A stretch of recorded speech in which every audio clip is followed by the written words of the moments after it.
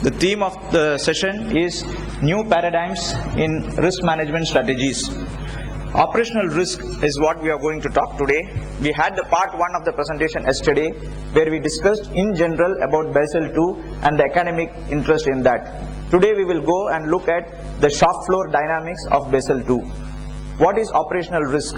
As per the Basle-2 document, operational risk is defined as the risk of loss resulting from inadequate or failed internal processes, people and systems, or from external events. It includes legal risk but excludes strategic and reputational risk. As we have seen in the yesterday's seminar where we talked about the 6 P's of marketing of the banking services, we had the last 2 P's, that is the process and the people. The entire operational risk revolves around process and the people. What to do? There are 2 things about operational risk. The first one is what to do and the second one is how to do. What to do is very clearly laid down in the latest publication number 107 in the June 2004 and is available on the bis.org site. It is a public document running into around 200 pages. So what to do is very beautifully laid out there. The question is how to do, which is very important, and which is the challenge where we have to address. As said, again going back to the academics, it talks about the 3 pillars of the Basle-2. One is the first pillar is the minimum capital requirement and the computation of capital requirement. The second is the supervisory review process, and the third is the market discipline.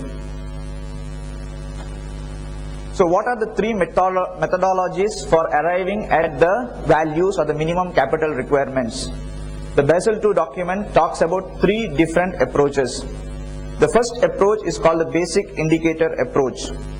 The second one is called the standardized approach, and the standardized approach also has one more functionality called the alternative standardized approach, and finally the advanced management approach.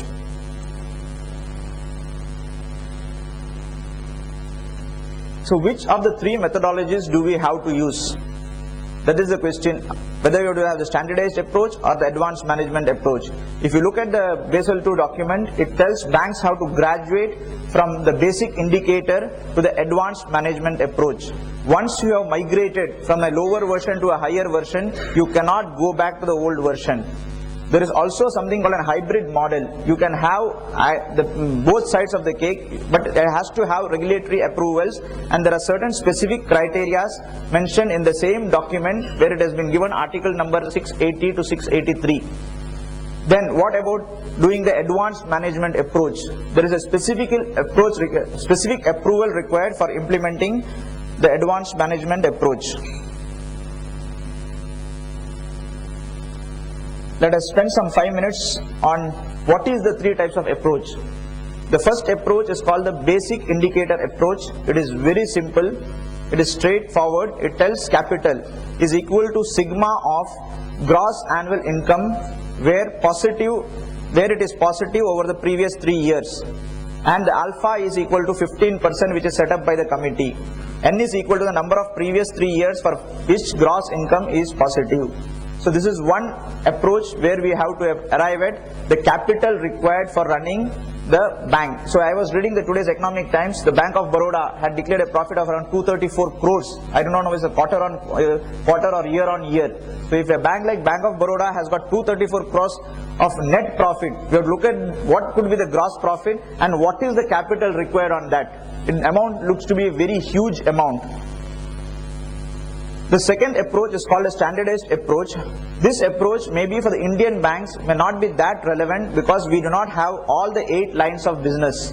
As per the standardized approach, what it tells, you have to break your business line into 8 categories, like corporate finance, you have got trading and sales, you have got retail banking, you have got commercial banking, you have got the payment and settlement systems, you have got the agency services, you have got the asset management and the retail brokerage. All these 8 has got different weightages addressed to that. So the capital has to be assigned based on each of the business line, and then you have got a multiplier which needs to be used for that. Then there is something called an alternative standardized approach, where a bank or an organization does not have all of these 8 business lines. Maybe he has got corporate banking plus treasury or corporate banking plus retail. You can group the retail and commercial activity together and apply something called a beta and a separate factor M. Coming to the advanced management approach, this is the most important, where you require the least capital provided you have got the systems and processes in place. What does it talk? The formula looks very simple, but to substantiate it with evidence is the toughest part of it. It tells the regulatory capital required is equal to the expected losses and the unexpected losses. The base problem is how to arrive at the expected losses and how to arrive at the unexpected losses.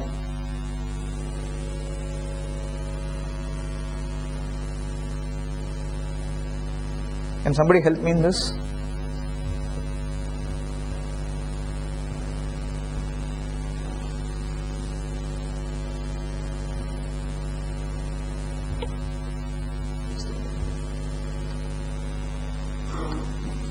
Okay. So as we go back to the same slide of the different types of calculations, having given a brief overview of the 3 different types of calculation, now we have to arrive at which of the 3 methodologies we have to apply. As I said, for the sake of repetition, we have to graduate from basic indicator approach to the advanced management approach. The hybrid model is allowed subject to regulatory approvals and minimum criteria, the specific approval required for implementing the AMA. Now, even in across these 3, you have got 6 into 3 different variants. Why? Because we don't have a panacea for the entire operational risk. There is no one-fit-all approach as far as India is concerned. Why? Because banks in India fall into 6 different categories, as we discussed yesterday: the foreign banks, the Indian PSUs, the old private sector banks, the new breed of private sector banks, the regional rural banks, and the cooperative sector. So you have got 18 different scenarios to handle the entire operational risk aspect. What is the Reserve Bank of India's view on the 3 approaches? As we have discussed the same thing yesterday, I am just repeating it for the sake of repetition. India was among the 16 non-member countries that were consulted in drafting the Basel core principles. India led a group of 6 major non-G10 supervisors which presented a proposal on a simplified approach for the Basle-2. So India has played a very pivotal role in giving recommendations and the working group study to the Basel committee. The next question comes, if there are 18 approaches, which is the best approach? We have to rank the approaches based on certain criteria, which I have tried to do it. For the simplicity purpose, the basic indicator approach looks very simple. The standardized approach is next simple, and the third most complex is the advanced management approach. Then the next question is on the efficient capital management. Which is the best approach will lead to the best capital management efficiency?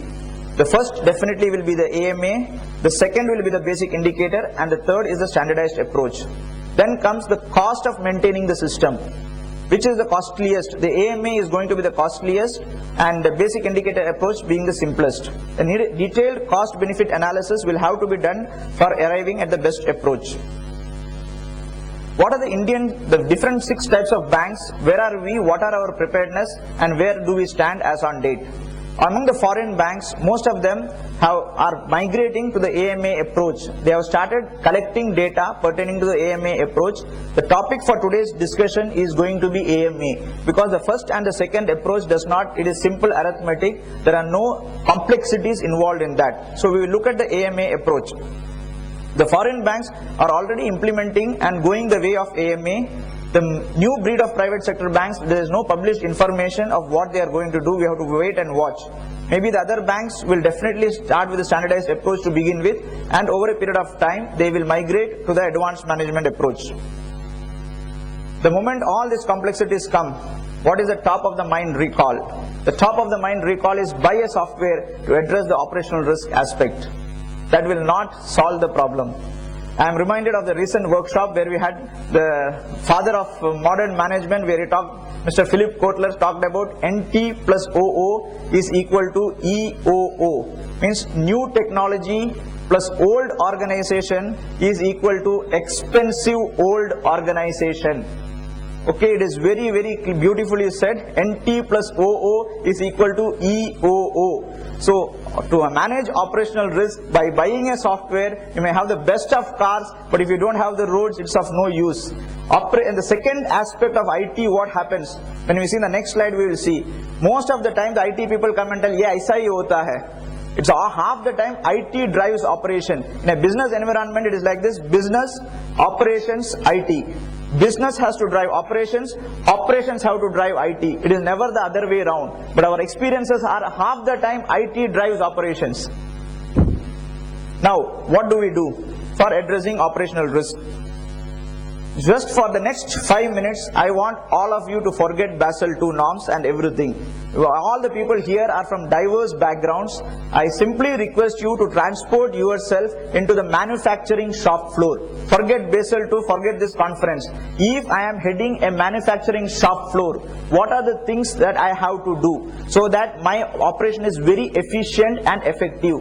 Operations always, what are the two key result areas or the KPAs when you do performance appraisal? There are something called the key result areas or the key performance areas. In an operation shop floor, there are two KPAs. One is the efficiency and the second is the effectiveness. So let us look at the shop floor. If banking is like a manufacturing shop floor where you manufacture Maruti 800 or the Corsa or whatever you say, what are the things, what are the efforts we take to do that? What we require is this. This is called out of the box thinking for operational risk. The first one is STP, that is straight through processing. In banks, as we saw, we work in silos. An assembly line in a manufacturing shop floor cannot work in silos. It is sequential processing, 1, 2, 3, 4, 5. It has to happen that way, means it has to happen that way. The first thought the banks have to have is to have the concept or the rule. One more rule I have bought: data needs to be entered once and only once in the system. The data should not, there's multiple places of entering data is happening. Even now in many of the private sector banks, many of the cooperative banks, we have got multiple platform, multiple MIS. If one data garbage in is garbage out, we have to have data print. The first principle, if you want to have efficiency, is the data should be entered once and only once in the system.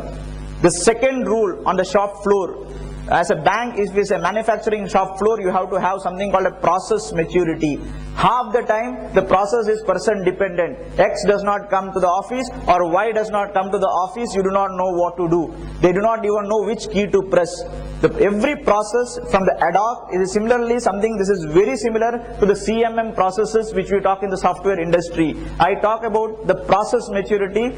People in the CMM industry talk about software process maturity. I talk about the process maturity. How do I know my processes have attained maturity?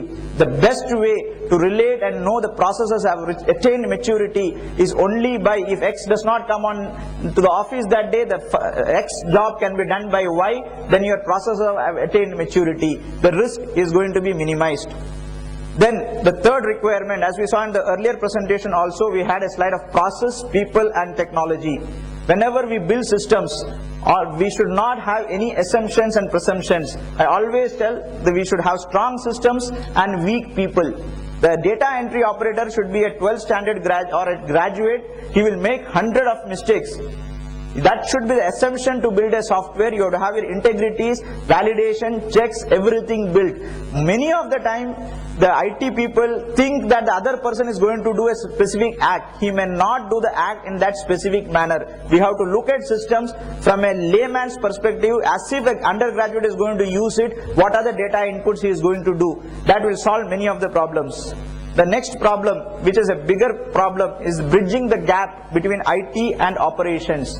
Now, as somebody told, business does not know operations, operation does not know business, operations does not know IT, IT does not know operations. There's a very interesting story about an operations person who went and asked an IT person, the best IT brain and the best operation brain gets together, and they gave a design. The operation person gives a design for designing an umbrella. The rod should be this color, this size, this inch, everything was over. The umbrella was beautifully built. Delivery came. When they delivered, it was only the frame. The cloth was not there. This is what typical operations and IT is going to happen. Unless we bridge the gap between IT and operations, make the IT person come to and sit in the shop floor, let him study, understand what the user is doing, let the user go to the system room, see what is coding, what is table, all those things has to happen. Then we get a conclusive report. For example, in the mutual fund industry, I take one report, NAV is 1. I take another report, NAV is 1. Why? Because in one report he is taking from a table, the other report he is computing the result and putting it there. It's a beautiful example where things can go wrong. To address the operational risk, the most important thing is you have to bridge the gap between IT and operations. Then, the most important, this is very, very important for all the public sector banks, the mindset of the people in organization and involvement of people. The moment there is an error, we try to put it under the carpet. I was also on one side, I was also on the same side. I will just narrate my experience. This was somewhere 10 years back. I was working in one bank called Bharat Overseas Bank. There was a specific check return. There were two checks of 30,000 each to the credit of customer X and credit of customer Y. I was sitting as the SB clerk. What happened? As an SB officer, one of the checks got returned. The check of Y got returned but got debited to X's account. The amount was around 30,000 rupees. The rightful owner came, we saw the error, it is not recorded in the books of the bank. I paid the money from my pocket. Because there is a mindset that every error I will get a charge sheet and a memo. Unless that mindset, specifically in private sector, public sector banks, this is very, very important. If the operational risk has to be taken care of, the transformation has to happen in the people. They should be made to realize that it is not the amount which is very important. It is the mindset of recording these anomalies and the problems. People do not want to record any type of errors in any system because they think it is going to hit their personal performance appraisal. That is very important. People needs to be involved. It's very easy to sit in the boardroom and tell, yes, from tomorrow onwards I'm going to do operational risk. But unless the person sitting on the bottommost part, unless he is involved, he is made aware. The first thing is awareness of what this Basle-2 is all about. How does it impact me? That Basle-2 norms cannot be applied. Coming to the last part, this one, controls. Very, very, very important. This is also one more rule. I am trying to write a book called Musings of Shenoy. In that one of the quotations, I just write down some quotations every day. One is that people sacrifice control for the sake of convenience. People should be first aware of what is a control. Why we require control. The common example I give you, whether it is a Maruti 800 or the best of Ford Icons or the Camry, you cannot run without a brake. Whatever type of vehicle you have got, the vehicles have to have brake. A controls in a banking system is very similar to a brake in an automobile. Without a brake, the vehicle does not have value. An organization without controls will definitely not have value. Then, did we have controls earlier? Yes. If you remember your old banking days where we used to write ledger, sub-ledger, monthly balancing, weekly balancing, etc., etc. That is how we have to control, very much important. Next comes E2E processing. We always do processing at the shop floor in bits and pieces. Like B2B, B2C, I have coined one more term called E2E, end-to-end processing.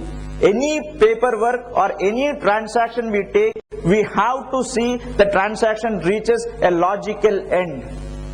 Unfortunately or fortunately, that end will be this same paper or the same transaction will go through different 4 or 5 people. We have to ensure that E2E processing happens. If these 5-6 things are taken care of, then definitely now we move back to what Basle-2, what are the implications of doing this.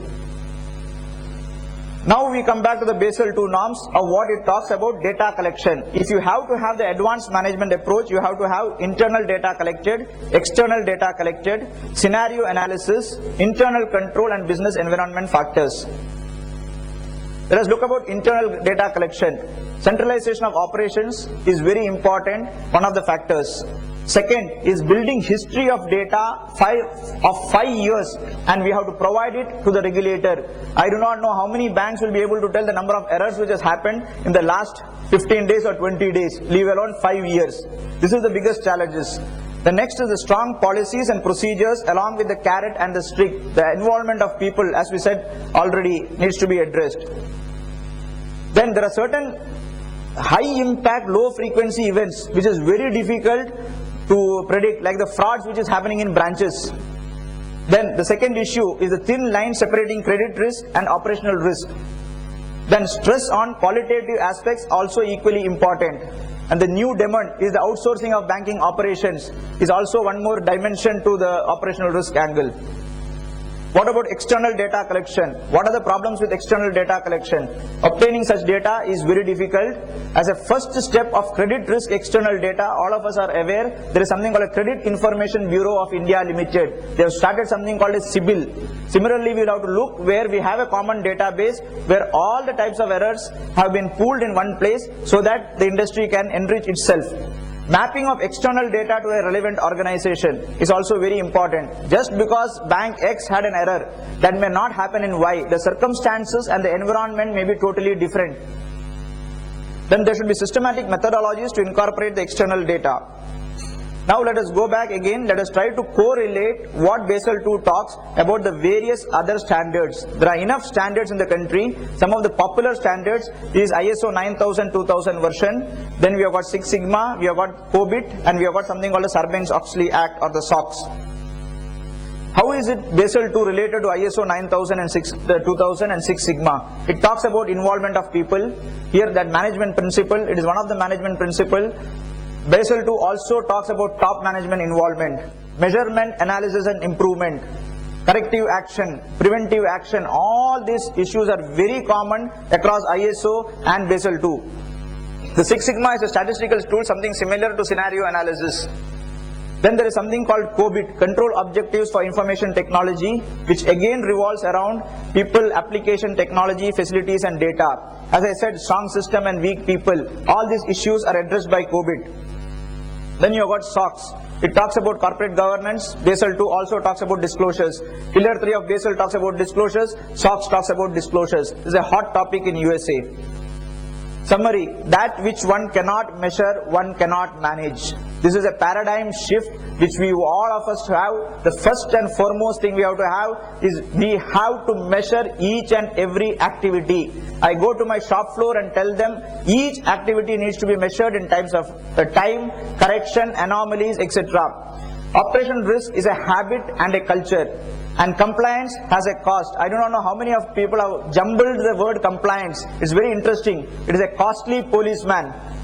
I'm not exaggerating. The police, if you remove C, the compliance word becomes a policeman. It is a very costly policeman. Unfortunately, in my country, my boss is from France. He used to tell, in India, if you see a red color signal, it is for information. If it is in France, people stop the vehicle. But here, it should be red color plus a policeman, then you stop. No policeman, you don't stop. Compliance is very, very important. Compliance has a cost involved. All of them should be compliant culture-wise. And definitely at the end, to conclude, I will not fly an airways where the number of accidents are high. I will not bank with a bank where the number of errors are on the rise. Thank you.